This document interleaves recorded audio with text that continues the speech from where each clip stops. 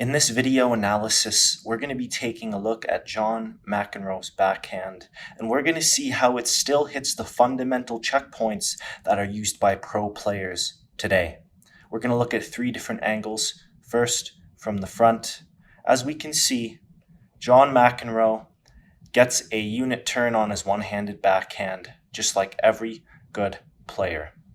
Now, usually, right, in the modern game, players would be taking the racket possibly a little bit higher up. He just pulls it along his waist, but that's completely fine because he still actually gets in the same slot position where the strings are basically pointing to the back fence.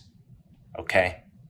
So, right, this is where maybe talent overcomes technique.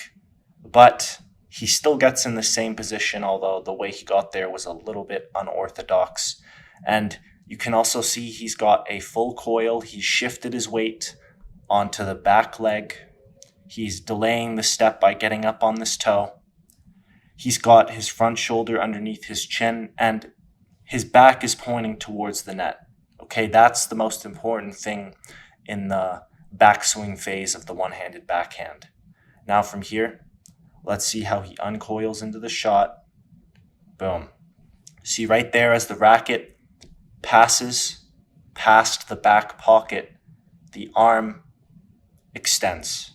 His arm is straight, and now we're going to see how he's going to drive his entire arm like a bar and a lever rotating from the shoulder. Okay. So now we're going to see his entire arm turn over through the contact point, and boom. So this is more of a classic one-handed backhand. We do see more of a windshield wiper motion in today's game, but still, he's actually got it. Just not so much pronation in the follow-through. Right, his racket rotates about 45 degrees. Let's watch that back again. But as you can see, he's covering the top of the ball. He's going out and away from his body, right? You don't want to make contact inside here. You're going to get jammed. He goes out and away and comes up and over. It's sort of like the windshield wiper on the forehand, and every good player is doing this. And notice how his wrist is not moving through contact point. The wrist is back, it's fixed, and it stays up and fixed. Now, let's go look at some other angles. Now, we can't stress the importance of staying sideways on the one-handed backhand, and you can clearly see that at contact point, he is not opened up to the court, and it's only after that we face the net. But during the contact, boom. Okay, the body is sideways, and we go out and away. We spread the wings. Notice how he didn't just forget about this arm. It's not just dangling down. He extended it, okay, like you're an airplane. And we can also see the slot, again, strings pointing to the back fence, 90-degree bend before arm extension happens in the forward swing phase. As the racket passes the back pocket, the arm straightens out like a bar. And let's watch the follow through again. Boom. Right, this is the classic one-handed backhand. And on some shots, right, he's going to drive it. But if you want more spin, you would just keep your strings facing to the net for much longer before turning it up and having the racket tip point towards the sky. Now let's look at another angle. The last angle we've got here, a very clear view of the racket getting back into the slot. So we can also see the back elbow is up, right?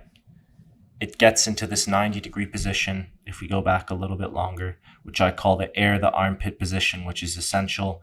You really don't want to tuck that arm behind you. Notice how he gets it up, and the racket is going to fall down into the slot. We've almost got the strings pointing to the back fence, And watch how the arm goes from the 90-degree bend, right, to straight. We can't see it in this view, but you can see from the follow through, boom, sideways all the way until the ball has left the strings, and then we open up, and that's a cross-court shot as well. Let's take another look. Notice how he steps across his body, heel to toe. Watch the step down here. Shift to the back leg, heel to toe with the front foot, hit. Okay, boom. And it may appear that he's popping up before contact point. And what you want to know is that the legs are pretty much stable during contact. You don't want to just spring up. Notice how he's not actually leaving the ground until after the ball has left his strings. He starts to slowly raise at the beginning, and it's not until the ball is gone that he actually explodes. But during the contact, you want to be down and stable, or else your one-handed backhand is going to fly all over the place. So don't pop up with the legs too early. We can see he has more of a windshield wiper finish on this one. It's less of a classic backhand. As we can see, his strings stay pointing towards the net much longer than some of the other shots we've seen. This is like later in his career as well, when players had started to adapt to a more extreme swing on the one-handed backhand, where we get this wiper effect before coming through to the finish. If you like what you learned here, I recommend taking the next step and going into my online course, because it takes the concepts in this video and builds on them, and will show you how to hit with power and consistency for the rest of your life. Thanks for tuning in, and I'll see you guys next time.